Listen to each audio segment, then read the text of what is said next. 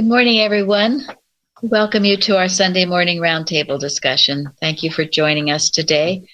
It is Sunday, June 7th, 2020, and we are recording from the Plainfield Christian Science Church Independent, Plainfield, New Jersey, United States of America. We welcome you all in. And we will start this morning with our morning prayer. From page 278 of Miscellany, Mrs. Eddy made some statements about how strife may be stilled. The principle of all power is God, and God is love. Whatever brings into human thought or action an element opposed to love is never requisite, never a necessity, and is not sanctioned by the law of God, the law of love. The founder of Christianity said, "My peace I give unto you, not as the world giveth, give I unto you." The first commandment in the Hebrew Decalogue, "Thou shalt have no other gods before me," obeyed, is sufficient to still all strife. God is the divine mind. Hence the sequence, had all peoples one mind, peace would reign. God is Father, infinite, and this great truth, when understood in divine metaphysics, will establish the brotherhood of man, end wars, and demonstrate earth, peace, goodwill toward men. Beautiful. Perfect. Thank you. Those are in the Wednesday readings. Oh, they're in the Wednesday readings, Gary says. You'll hear them again Wednesday. Thank you. So of one mind. And I thank you all for your prayers, working and watching, because there's been a much greater sense of peace now. And people's conscience needs to be pricked and more love. Well, that's a good thing. But the looting and all of that other was not. So we keep working faithfully, and God brings it to pass. All good. All right, the watching point. Watch number 255. Watch lest God's rewards get ahead of God in your estimation, so that you seek to marry God for his money. When Job made this mistake, he had to go through a period in which he lost all satisfaction in effect, until he learned the lesson, namely, to put cause first. The Bible indicates that Job lost all that he had, but a metaphysician would interpret this to mean that it was necessary for him to lose all satisfaction in effect, in order that he might be driven back to cause. Then he learned the lesson, viz., that the only reality is in the flow from divine cause to effect. We should never believe that effect can flow back to cause, with the power either to make man happy or miserable, to give him life or take it away. Hell may be defined as giving power to the symbol, as thought stopping with effect, since through this error man separates himself from God. Heaven would then be thought of as seen through the symbol to the divine source to which the symbol points. God demands that we never permit his blessings to get ahead of him in our affections. End quote. Any comments on that?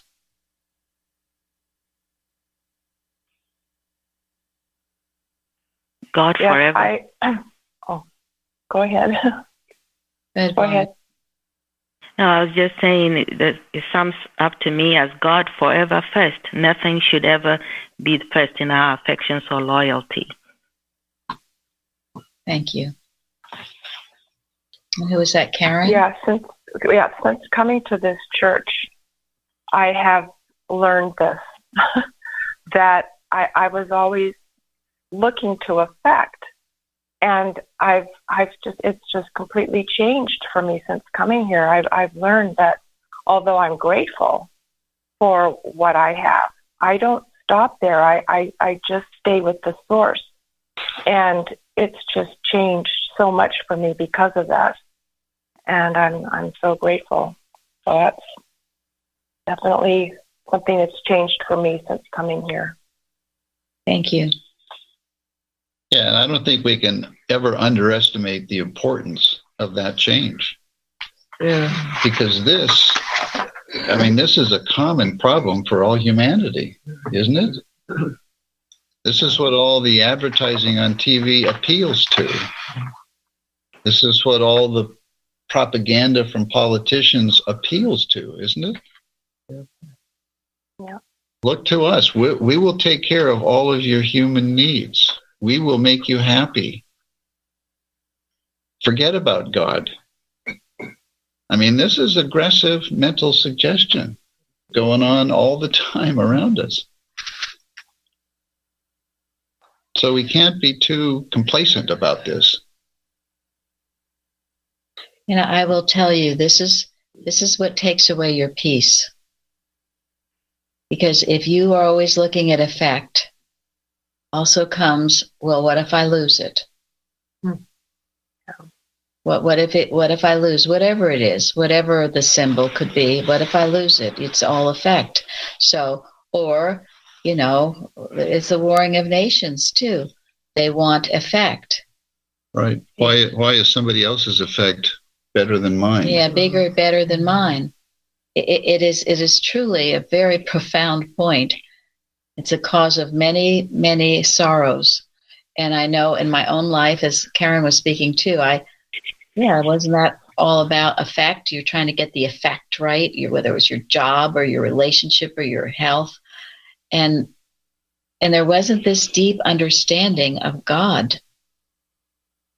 You see, once you understand God and once you see God as the giver of all good, and your love for him becomes so much more than even the effect. As we've talked about, the effect is a byproduct.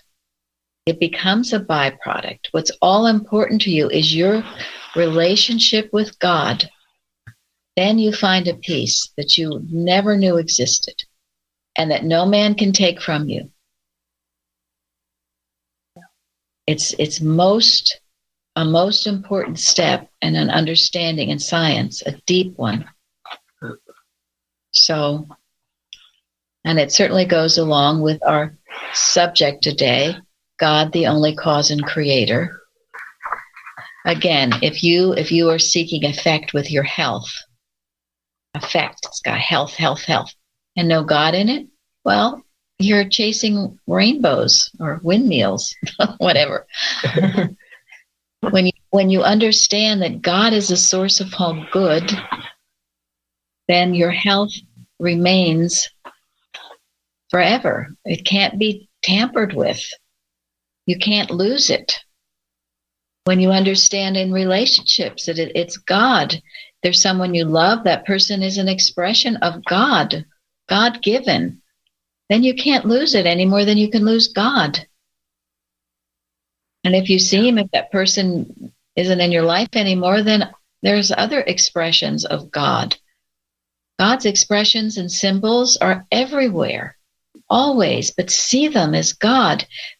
You will be so much happier. You will have a great peace that passeth all understanding. And a peace that no man can ever take away. Yes. Yeah. So we do see as God being the cause, and we thank him and get that sense. If you don't have it, that's partly why you don't have it, because you're chasing the windmills, you're chasing effect. Once you start understanding God as your father, mother, and how much he loves you, then wow. And you might have all the things, you'll have all the things, they come, but they don't mean what you once thought they would. They're just, Yes, a symbol, if you will, of God's presence and power with you. And you're very grateful for them, as Karen said too. You're very grateful. But that's not really what's important. What's important is knowing your dear Father, Mother, God. And it was the emptiness with all the good around me that turned me back, which is what brought me here, was despite how grateful I was for everything, it was not founded on God. And so the emptiness is what turned me around. And now I see that I'm so grateful to be here where I'm saying, oh, that's why I felt the emptiness. Yes. Always vanity, that Ecclesiastes, that guy had everything. And it didn't mean anything. It is all vanity and vexation of spirit. The things without God are empty. And feeling that emptiness is a tremendously important step, in everyone's Christian Science. Mm-hmm. We should all feel that emptiness when when we're not close to God, or when we think we're not close to it. I always include that in prayers for the world, that they realize how deeply unfulfilled they are, because I remember that feeling. Yes. And isn't that's what all this is about? Any kind of turmoil we ever see in the world, it's this longing for God. And we just keep quietly in our places, knowing this truth, keeping it all in focus. I found it interesting this week because in preparing for today, whether you knew it or not, almost all your forum contributions were on watching, was on focusing. So we're going to get into that because it's very important. And we talk about it from time to time. First, in Isaiah, the second part of the Bible, where it states, I am the Lord and there is none else. There is no God beside me. I girded thee, though thou hast not known me. And Carrie had sent in the girded from Barnes' notes on the Bible. The sense is, I girded thee with the girdle, the military belt. I prepared thee and strengthened thee for war and conquest. Even people who are strangers to the true God are sustained by him and unable to accomplish anything without his aid, his providential aid. And then Carrie says, God has prepared me for the battle of righteousness and strengthened and provided the intelligence and wisdom to do this work. No one can escape his presence. Even those who don't yet realize his presence are never without his help, because he is the only cause and creator. It's quite a beautiful thought to think about for yourself and for others, to be girded for the battle, because we've talked how we're all in a battle. Well, God has girded you with the girdle. He's prepared you for the warfare. He's given you all that you need to be conquerors and victorious. That's why when you say things like, I don't get it, or it's too hard for me, or I'll never understand, you're undermining what God has done for you.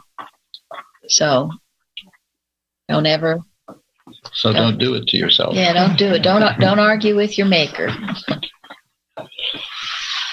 And Mrs. Eddy even says, if that weren't the case, if God weren't our creator, if somehow there weren't a God, and if matter created matter, well, we would soon be annihilated as a race.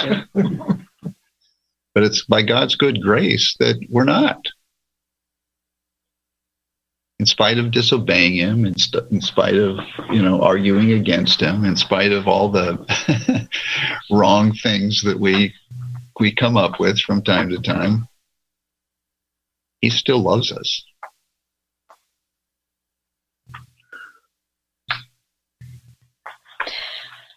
And also in Isaiah 45, where it it says, "For thus saith the Lord that created the heavens, God himself that formed the earth and made it.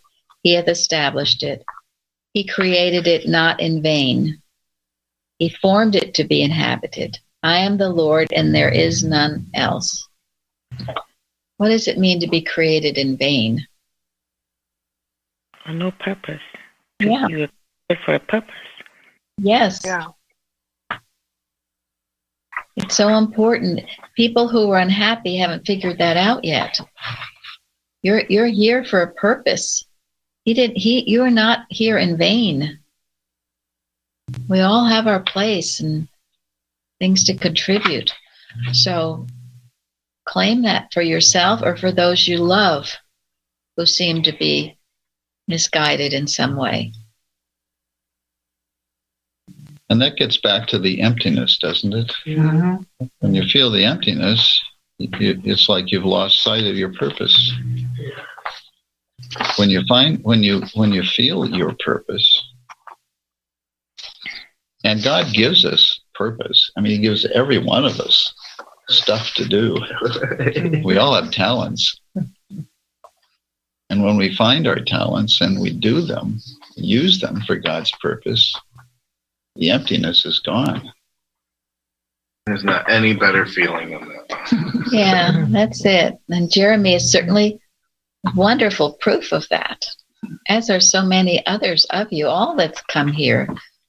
I know I felt it. I was like Karen. I had things in my life, but I just was so empty and insecure and wasn't sure when they were going to leave. And my understanding of science was so lame. So I was really lost until I found Plainfield. yeah, thank God you did. It's here for all. Jeremy, were you going to speak? I don't know. I just love this. It makes me think of Mrs. Eddy talking about the millennium. I just imagine everybody filling their purpose and how wonderful that'll be. Yes, and is now. We put everyone in focus. You know, I was thinking about Science and Health when reading it. It's really describing heaven on earth. Someone said, you know, that it is our autobiography. But heaven is on earth. We just have to focus it into it. All of God's children loving each other with purpose. Isn't that what heaven is? It is. So now we have the magnificent story of Moses. And Fairley wrote this beautiful lesson, another beautiful lesson. Carrie had written about the sojourning of the children of Israel who dwelt in Egypt was for 430 years. And she also looked that up. And that was, you know, since the time of Abraham, all this sojourning. But a long time. It's a long time. But throughout that time, God was with them. So don't count days. How long, Lord? God is with you now. That's all you need to know. And Craig, you want to read in the citation 5 in the Bible? It's the first number 3. Moses said unto the people, remember this day in which ye came out from Egypt, out of the house of bondage. For by strength of hand the Lord brought you out from this place. Thank you. Now, what he's setting the stage, and what is he doing?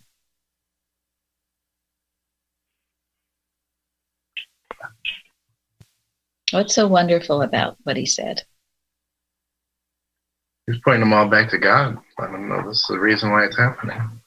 And I think he's giving credit to Moses, giving credit to God's working through him, saying something good's going to happen here. Watch and see. And to always give credit back to God. Yes, he did, which is a firm foundation to God. And what else he's telling them? What is he telling them to? To remember it. Thank not you. to forget it.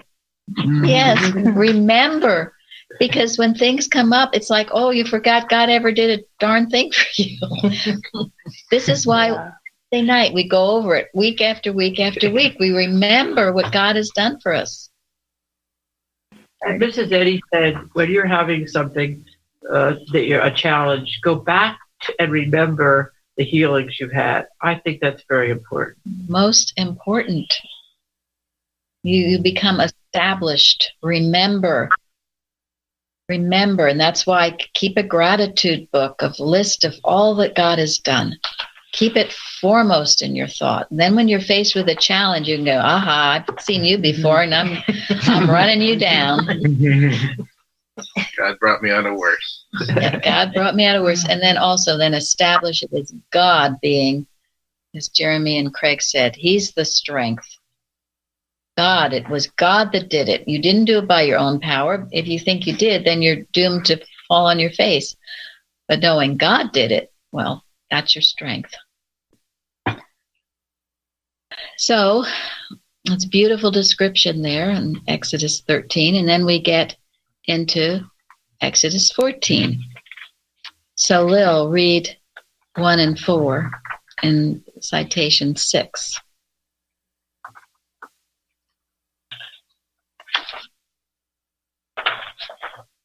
And the Lord spake unto Moses, saying, I will harden Pharaoh's heart, that he shall follow after them, and I will be honored upon Pharaoh and upon all his host, that the Egyptians may know that I am the Lord.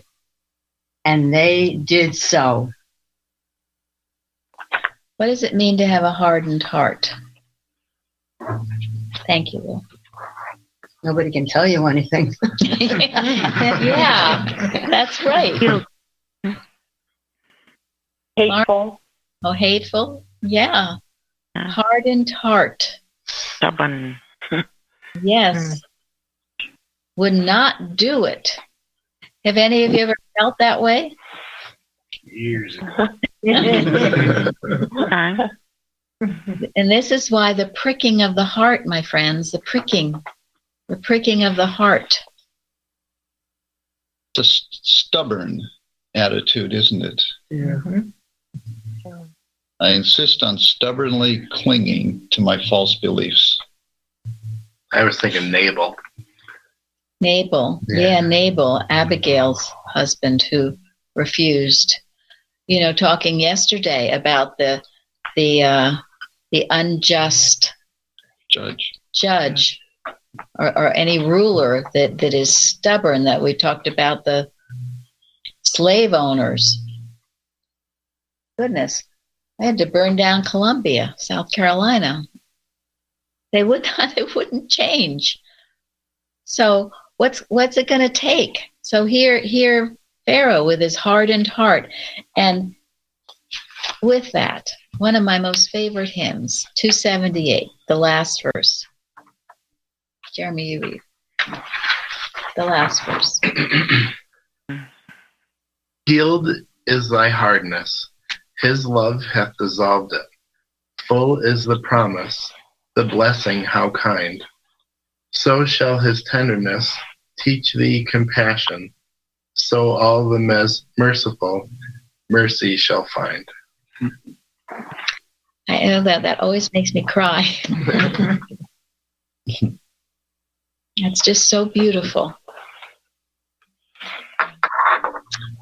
Healed is thy hardness, his love hath dissolved it. And you see, so many people with hardened hearts, there's usually some so-called reason for it. And what is that reason?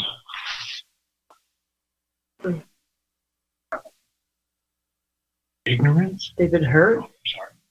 Evenly? Well, I think that's where mine came from, I'll just say. I just kept getting hurt, and I thought hate was the way to protect myself, and that just made it way worse. So It's fear, isn't it? Okay.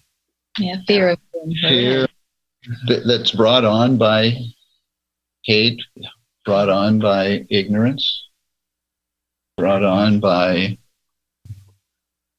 by the emptiness of turning to effect instead of cause. Yeah. I mean, that's what hardens the heart.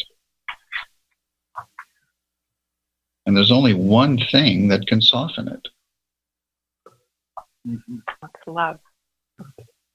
The love of God is the only thing that can soften it. Drugs can't soften it. Politics can't soften it. Money can't soften it.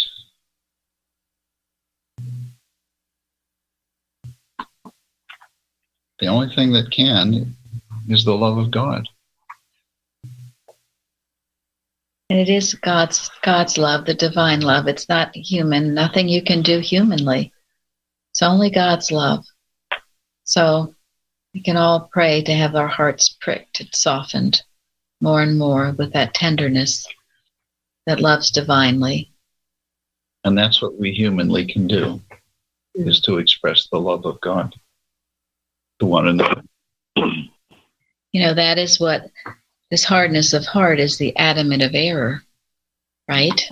All the self. And so, and Mrs. Eddy talks about that and love, letting love dissolve it. And only love will. So we pray, because this seems to be, you know, especially if people get in power situations, if they have a hard heart, goodness, what they can seem to do. But we as scientists know what will dissolve that hard heart. And so now, who can tell me the beautiful video that Parthen sent us about our dear friend Einstein? Oh. Well, as a child, he had a professor that was telling him that there's evil, you know, there's good and evil. And he stood up as a child and said, well, if God is all, then there, I can't remember exactly, but, you know, how can there be, he must have created evil for there to be evil, and he couldn't. That's an impossibility. So it was, anyway, I just loved it as a child, you know, coming out of the mouth of a child. Yeah, the professor said that God had to be evil because he created evil. And so what was Einstein's logic? He said that cold doesn't exist. It was just the absence of heat. And darkness doesn't exist. It's just the absence of light. Therefore, evil doesn't exist. It's just the absence of good. Yeah, that evil is what happens when man does not have God's love present in his heart. The hard heart. Mm-hmm. So you see, he answered it perfectly, and he answered it. And what that is, you know, when you're ever explaining Christian Science to others, I always bring up Einstein if I need to. He's our backup guy. Because most people think Einstein, he was right. Well, he truly was a Christian Scientist. He understood. He took physical science far enough to come to Christian Science. And so Gary will read in miscellaneous writings, The Origin of Evil, which is what Mrs. Eddy says about it. And she says, the origin of evil is the problem of ages. It confronts each generation anew. It confronts Christian Science. The question is often asked, if God created only good, whence comes the evil? To this question, Christian Science replies, evil never did exist as an entity. It is but a belief that there is an opposite intelligence to God.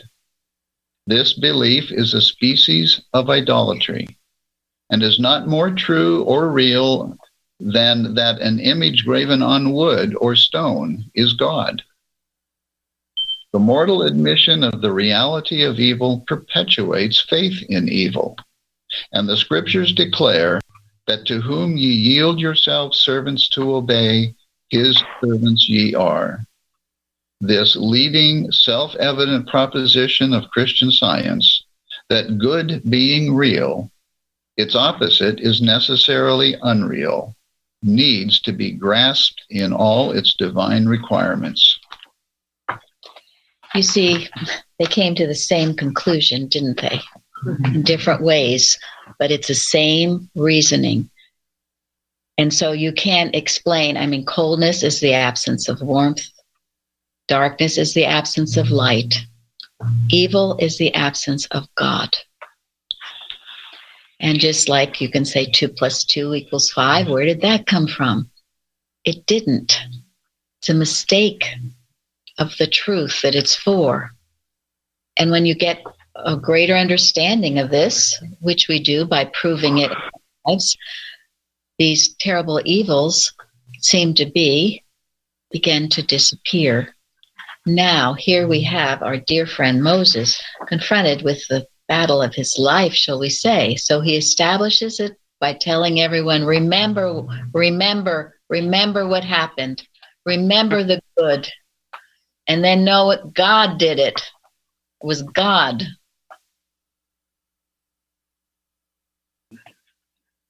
And I love it where he says, and Moses said unto the people, fear ye not, stand still, and see the salvation of the Lord, which he will show to you today. For the Egyptians whom ye have seen today, ye shall see them again no more forever. He took his stand.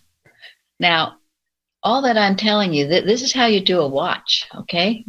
This is what we should be doing daily in our daily life. Work, watch, and pray. He remembered all the good. He established, he stood still, grounded in that truth of God. Fear not. Don't be afraid. And then just wiped it out with the truth. And in another, Carrie sent this as well, the article, Keeping One's Eye Single. And we put it on the carousel. But in the article it says, such courage, such faith he had. How could the sea, the darkness of error be but dissolved? The children of Israel could see only the Egyptians in destruction, while Moses saw only God good. Got that? Mm-hmm.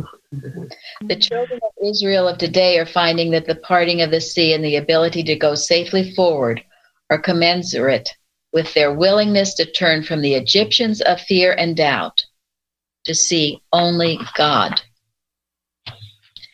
If he for one moment had looked at those Egyptians right on his heels, a terrifying picture, they would have all drowned. But he focused on God. And this is the lesson. And this is how we do our watch. We establish this power, this oneness with the Father. And don't look at anything else. This is why during this nameless nothing period, I've encouraged you only to look at God. Otherwise, you're looking at the Egyptians. And it's terrifying. That's why everyone is terrified. Get it? So, Linda, you wrote to this point. It's a lot of watching. Yes, it was the direction we were given not to focus on the news. And then I heard a speaker say that same Sunday, don't allow the news to block out heaven's news. God's news for you, and he is going to be speaking to you of what he is doing. And that really stuck with me, but it really came home to what it's been taught here on and on every week, actually, and to put the focus on God and off that. And we were told to stay focused on the right side with God, not to be mesmerized by the media, to watch what we were thinking, to keep our thoughts pure and see God's allness. And I love this one line, only God knows what is what, and so bow before him. And then we were told to ask ourselves what we're holding fast to, listening to. So all that stuff is just all the tools. And then Mrs. Eddy tells us in Science and Health, quote, that if we give the same heed to the history of air as to the records of truth, it's gonna favor material senses. Yes. So focus on God. Again, the media plays up all of this now, the division and all of that stuff that's going on. But there are other beautiful things happening. We put some on Noteworthy News with policemen and protesters hugging each other, walking hand in hand. Suddenly the nameless nothing is gone. And we're all and no masks. No masks. Whoa. And love dissolves it. Do we really hate each other? I don't think so. Goodness me, I don't think so. And that's the truth. And that is truly, listen to heaven's news, okay? This is heaven's news that's going on. We've needed more compassion. We've needed more love in every aspect of our lives. Mrs. Eddy says in Science and Health, we can all do better, right? Mm-hmm. Well, then let it come and let it heal. And isn't this wonderful? But see that, and that's what I saw. There was, marching in Plainfield. We were having our Bible study here, and it was so peaceful across in the park. And then, we go to this little restaurant, and they take out, and they were loading their trucks with tea and other things to bring over to share with everybody in the park. And there was just such a sense of love everywhere. There really was. I was thinking about that. I used to live right next to the park. Yeah, we all live around here, or have. And there's been times they've had art festivals in the park there, and it's been louder than it was yesterday. It was peaceful and quiet, and I heard Plainfield too, and everyone saying all different colors, races, everybody coming together for a common cause. That's heaven's news. That's the truth. No one should live in fear of hate and anyone else. Of fear of anyone else. So we can go beyond this and see, as I said in the beginning, heaven on earth. And Gary's readings Wednesdays are, what's the theme? We are all brothers. God. No, it's the one that Florence likes about we're all of one blood. Yeah, all of one blood. And we are. That is all God about that. God hath made all of one blood. One blood. Yes. All of us. And that this has to be seen, acknowledged, and demonstrated in our daily lives. And whatever it takes to get us closer to that, bring it on. Hello? Yes. Hi, this is Ingrid in California. There's a beautiful song that says that no matter what color of skin we are, when we bleed, is the same color. And yeah. I just right. Yeah. Right. And I also wanted to share about all the protests that are going on. This great quote that says, to keep watch does not only mean to be awake and be working mentally. It means to do the work and succeed in breaking the mesmerism. And I'm sharing that especially because having gone to the protest, it is very, very important to do that work too. So it talks here about working mentally and do all the spiritual work, but it says also to do the work and succeed in breaking the mesmerism. And the first mesmerism that we are going to break when we join our brothers and sisters that need the numbers and the help is that we are going to overcome the fear in ourselves. And just like swimming, we're not going to overcome the fear of swimming until we go in the water and actually swim. And this is the same thing. And it's very, very important to also have the presence there, because every time I was there, it was very, very wonderful to like see what is going on right then and be praying about it. And I wasn't really into the saying things and stuff because I was really into the prayer and just really being very watchful. I was even also going in the back and just keeping watch for the police. And because everybody was so peaceful and was so much into what was said at that time. But I think it's very, very important, the presence of the students of Christian Science to be there to actually do it. And Mary Baker Eddy said that great line, you have it as you live it. And the live it is not to be in the four walls. The live it is out there in the community like Jesus did. And we say that we follow that example. So I'm just sharing out of love and care, and that the presence of the students of Christian Science in the community is so essential right now. Thank you, Ingrid. Thank you. Yes. Absolutely. And Carol, I'd like you to read Joanne's forum, please. The universe is filled with spiritual ideas, which he evolves, and they are obedient to the mind that makes them, from Science and Health. Obedient, submissive to authority, yielding compliance with commands, performing what is required, or abstaining from what is forbid. And that's from Webster's 1928. This powerful statement from Science and Health was often given to us by our teacher to work with, and can also apply to our nation. Our nation, one nation under God, is peopled with God's ideas, and they are obedient to the mind that makes them. They are obedient to one law, divine principle, love, underlying, overlying, and encompassing all true being. That's from Science and Health. Therefore, they express order, harmony, unity, wisdom, justice, and brotherly love. There is no other mind apart from God to incite hatred, racism, violence, or destruction. This ever-present, ever-active, all-enforced, and all-encompassing law cannot be avoided, evaded, nor abrogated. God, mind, is the only law, the only cause and creator.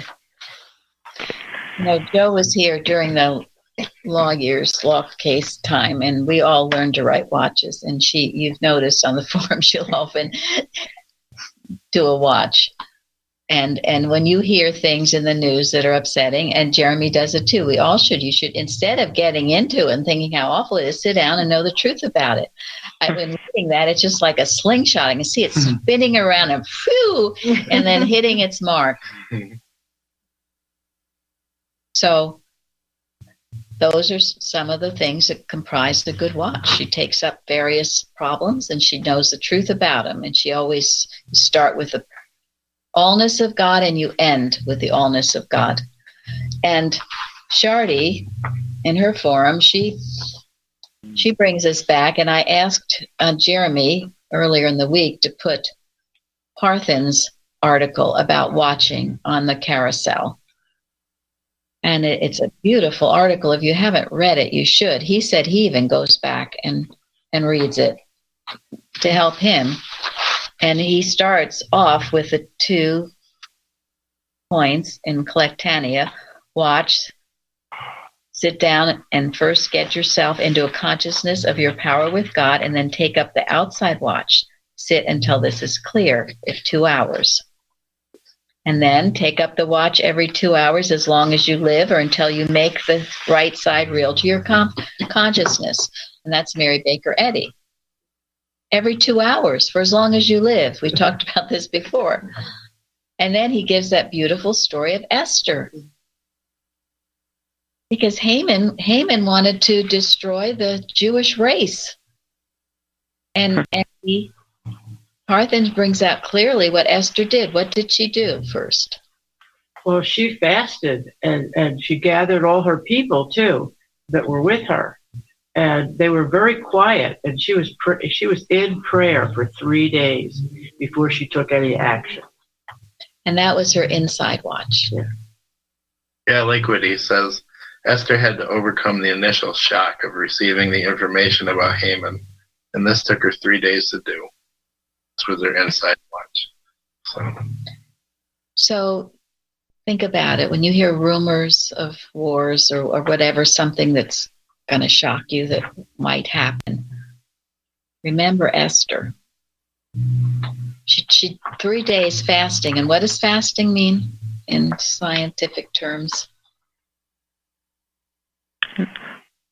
Starving the mortal beliefs, not taking them in at all. Thank you very much. I know many, Christians think of really not eating, and if you want to do that, that's fine. Can't say I do that, but yeah, fasting from the mortal mind beliefs, shutting them out, focusing as Moses did.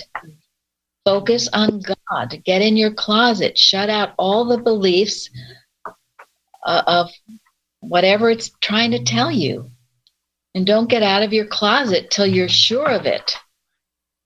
And then she was in such a divine state, a state of grace, she was able to just, do what she needed to do. She needed to go and speak for her people. Yes. And she did it with such grace and humility. Yes. And she did it beautifully. She was able to hear God speaking to her, instructing her what to say and when to say it. Yeah. And hello? And this is what Ingrid was talking about too, doing it, not just praying about it, but getting out and doing it. We can't just pray. We can't just hide in our prayer chairs, but we have to be amongst people as Christ Jesus was, with the healing power, but not to be absorbed in the era, but to bring healing wherever we go. Amen. Amen. And that's what she did. And she turned the whole situation around with the wisdom from on high. And who ended up getting Mordecai? Error. Haman, the one who was plotting.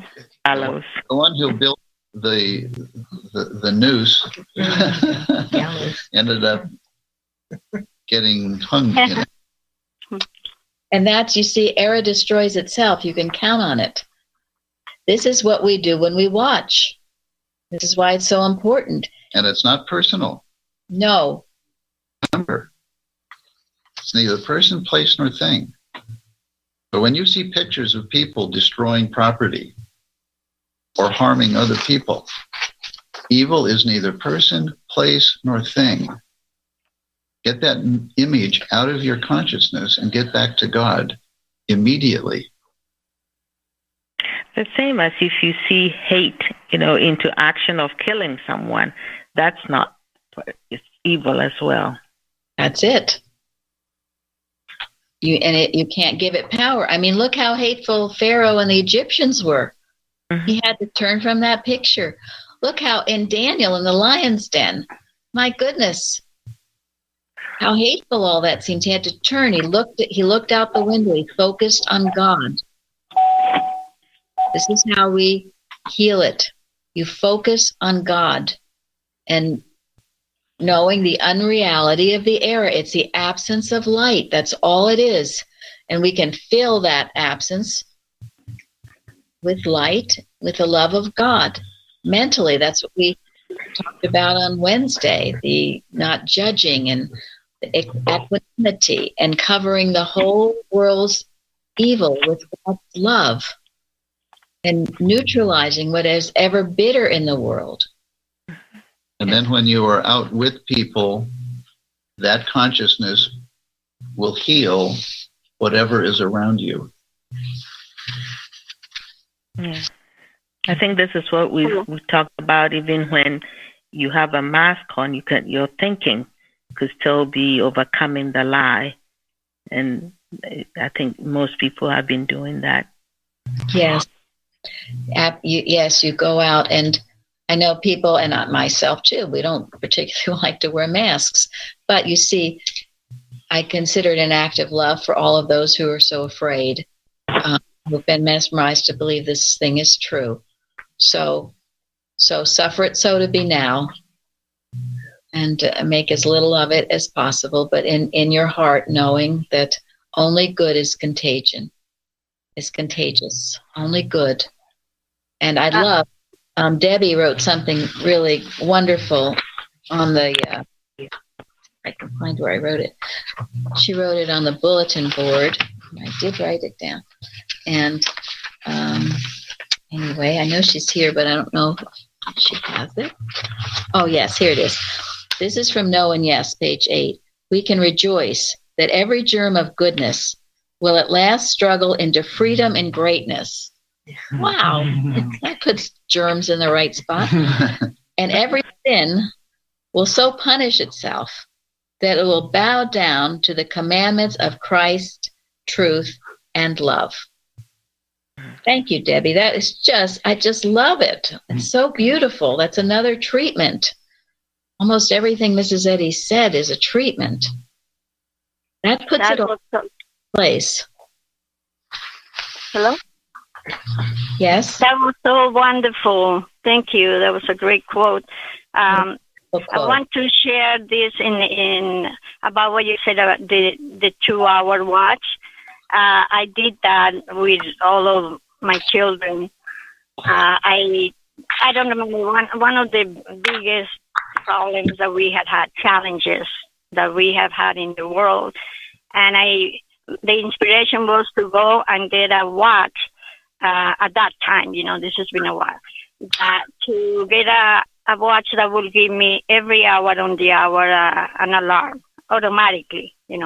So I did that, and every hour on the hour we will sit down, my children and I, and pray for about 15 minutes, and then the next hour the same. And we were doing this as a prayer for the world, and it was only that. But I want to share that the blessings for the family and for each one of us were so amazing, which I never thought about because, I really didn't think about it because it was prayer for the world. And the blessings for ourselves and our family were so amazing. And it was a wonderful thing to do. And I'm glad to be reminded because I want to do it again every hour. Thank you. Wonderful. Thank you. Good example. Thank you, Ingrid. We have to wrap up now. We're in overtime. So we're going to end with what Parthens wrote about Esther and the main thoughts there. Yeah, this is Parthens, part of his watch referring to Esther. As thoughts of God's omniscience became more real to Esther than all of Haman's schemes, voiced and unvoiced, all of Haman's thoughts dissolved into oblivion, as well as all thought of Haman himself. The more real the thought of God's omnipotence became to Esther, the more powerless and helpless Haman became. As thoughts of God's omnipresence became more real to Esther than Haman's presence in the palace, Haman's absence became more real than his presence. By dwelling only in the secret place of the Most High for many hours, crying silently, "Be thou exalted, O God, alone in my consciousness," all Haman consciousness fell into insignificance, like Dagon falling in self-destruction before the Ark of the Covenant. Queen Esther refused to speak the slightest word or take the least human action to try to steady the Ark by human effort.